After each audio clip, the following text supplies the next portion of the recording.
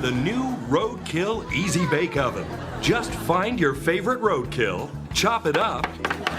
Thanks, Roadkill Easy Bake Oven. Before Brie Larson would step into the iconic role of Captain Marvel, and her character's appearance would be teased during the end credits of the Avengers Infinity War. Before Brie Larson would pick up roles in Room, for which she won an Oscar, Kong, Skull Island, 21 Jump Street, Trainwreck, Scott Pilgrim vs. the World, and 13 Going on 30. Before Brie Larson would clock in 2 million followers on Instagram and would take home an Oscar, a Golden Globe, a Screen Actors Guild Award, and a British Academy Film Award, amongst other accolades. Oh, wow.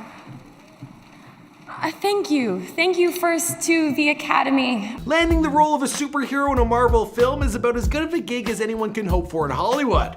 But to land the title role as a female heroine who is presumably going to save all the other Avengers, well, that's probably the best gig there's ever been. And she beat out a lot of other talent to get this role. I'm talking Charlize Theron, Olivia Wilde, Emily Blunt, and Jennifer Lawrence. Now, a lot of you guys probably don't know Brie Larson prior to her big Marvel debut, but the actress has been in the biz since the age of 9. Now, her story has many ups and downs that are common of child stars. There were many times she wanted to quit. There were plenty of roles she didn't book, including Peter Pan, 13, and Juno.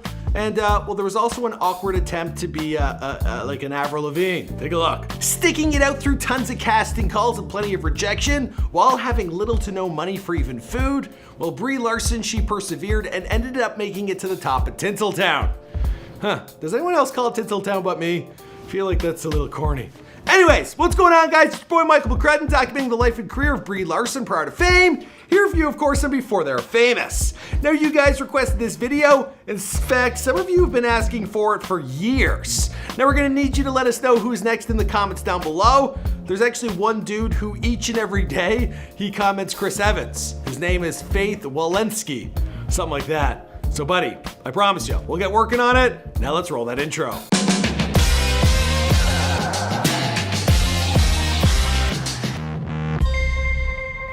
Be sure to subscribe and hit that bell. Boom! Brie Larson was born Brienne Sidonie Deslonier on October 1st, 1989 in Sacramento, California, to parents Heather and Sylvian, whose last name I'm not gonna try and say again for the life of me, because I'm Michael McCrudden, and pronunciation is not my strong point. Now, her parents, they ran a practice as homeopathic chiropractors, and Brie and her sister, Rhea Millane, well, they were mostly homeschooled in their early years. They also spoke French as their first language, and this was due to her dad being of French-Canadian descent. The man's from Winnipeg. I myself, I'm also a quarter French. But I can't even say their last name. Now, her mother, she is of English, Swedish, German, Welsh, and Scottish ancestry, and she hails from California. Now, her elementary school yearbook reads, "Ambition is to become a fashion designer." But this pursuit would eventually change, and her focus would be primarily on becoming an actress. Now, she would make home movies as a child where she would cast her cousins, and she would make sets in her garage. She also took the time to make a 300-page storyboard of The Lion King. She really liked her films. I guess that's what happens when you're homeschooled. You gotta get creative with what you're working with. Now, at the age of 6, she auditioned for a training program at the American Conservatory Theater in San Francisco, where she became the youngest student admitted. Now, while her career was finding stable ground, her family life would soon start to fall apart. At 7, her parents, they divorced, and her relationship with her father, well, it quickly became strained. Now, her mother took her and her 2 girls to live in a 1-bedroom apartment in Burbank so they could pursue young Brie's ambitions to become an actress. Now, side note, the next door neighbor in this 1-bedroom apartment, he ended up being the guy who made Meatloaf's fat suit for Fight Club. I'm not even kidding. You're too old, fat man. Your tits are too big. The f off my porch. Our old neighbor at our apartment complex made his fat suit for Fight Club. I know, it's Was very... Meatloaf in Fight Club? I totally missed that. Now, money was tight, and each of them, they only owned 3 articles of clothing. Speaking on this time, Brie has stated, "We lived in just a studio apartment with just a room and a bed that came out of the wall, and my mom couldn't afford even a Happy Meal. We ate top ramen, I had no toys, and I had like 2 shirts, a pair of jeans, and that was it. But I had my mom to myself, and I remember it being the coolest period of time. I loved it, I really loved it." Speaking about her estranged father, well, as soon as her legal visitation rights with her father were over at 16, well, she cut ties. She stated, "I don't think he ever really wanted to be a parent. The pressures were on for young Brienne to book work, and her first audition was for a commercial for fish sticks. And, well, she took it too seriously, she didn't get it. And so they came to me and they said, Brienne, what do you like to do? And I said, I like to act. The young actress was ready to go with a monologue, but they just wanted her to say something silly, like fish sticks. Now she began booking small roles. Her first ever was doing sketches on the Jay Leno Show. Thanks, Roadkill Easy Bake Oven. She also began landing bit parts on shows like Touched by an Angel and Popular. She was even cast in a Fox sitcom titled Schimmel, which ended up being canceled before it went to air. She did, however, land a role opposite Bob Saget and Kat Dennings titled Raising Dad. Hey, is that true? She pushed me. That's not an answer. She was reading my diary to Henry. With her working throughout her youth, this resulted in her being homeschooled. So the girl had like no prom. She also made the smart decision early on to change her last name from Deslunier to Larson. And she borrowed this from a childhood doll she had known as the Kristen Larson doll.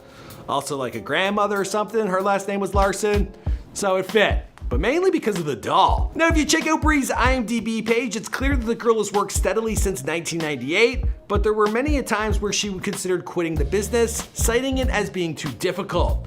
Now in her stints off from acting, she looked at other passions. She dabbled in photography, interior designing, and animal training. But auditions, they would keep popping up, so she kept pressing forward. Being an actor hasn't been easy. There's like these sayings that like, just keep on going, it's just around the corner. And I just felt like I was like, this is the longest block. It's like 20 years walking on one block, waiting for that corner to turn. She had parts in TV movies like Right on Track, there was 13 going on 30, Hoot, Ghost Whisperer. But for like any young actor out there, well, there's countless auditions and a lot of rejection. And with her idle time, well, Brie, she started focusing on other options in entertainment.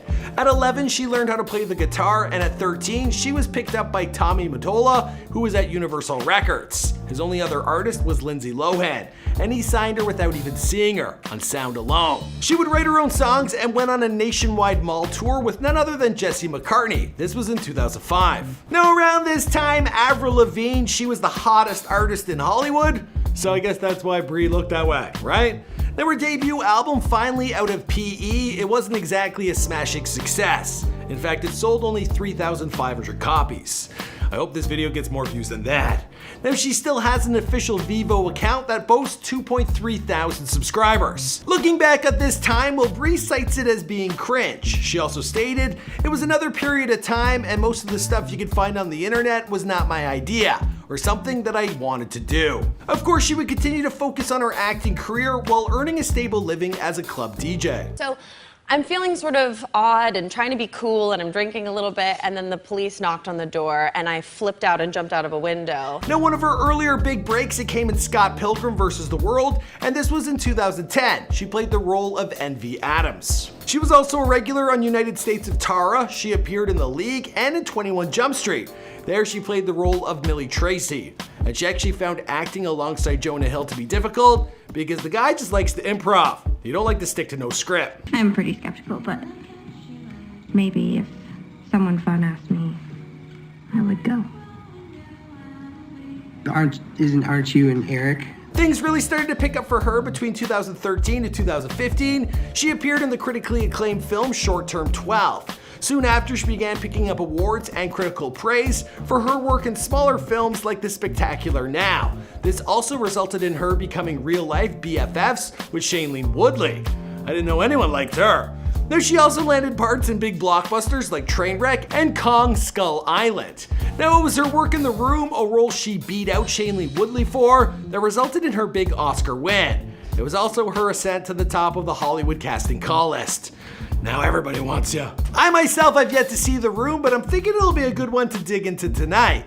Now for her role of a woman held captive with her 5-year-old boy, well, Brie, she took inspiration from her own mother and those years back when they were struggling in a 1-bedroom apartment. What I forgot up until recently was waking up in the middle of the night with me and my sister, my mom, all in the same bed. hearing my mom like covering her mouth, sobbing, trying to not make a sound for us to hear. In her personal life, she began dating musician Alex Greenwald, and the two were engaged in 2016, but it appears that they've since broken up. I don't know. Now Brie, she was confirmed for the role of Captain Marvel at San Diego Comic-Con back in 2016. Now Captain Marvel, it's set to come out in March of 2019, and it's the first movie in the Marvel Cinematic Universe that features a solo female superhero. So it's obviously a pretty big deal. Are you guys gonna be checking it out? I usually skip out on the girl films, but this one doesn't even seem like one. You know what I mean? She's gonna save the day. All right, guys, I'm wrapping up this video here. My name is Michael McCrudden. I'm not sure if you watch this on the main channel or on our second channel. We've been doing a lot of A-list Hollywood actors on the second channel. Recently, we did Bradley Cooper and Rami Malek. So be sure to subscribe here. Also over there, let us know who's next. I'll see you guys in another video.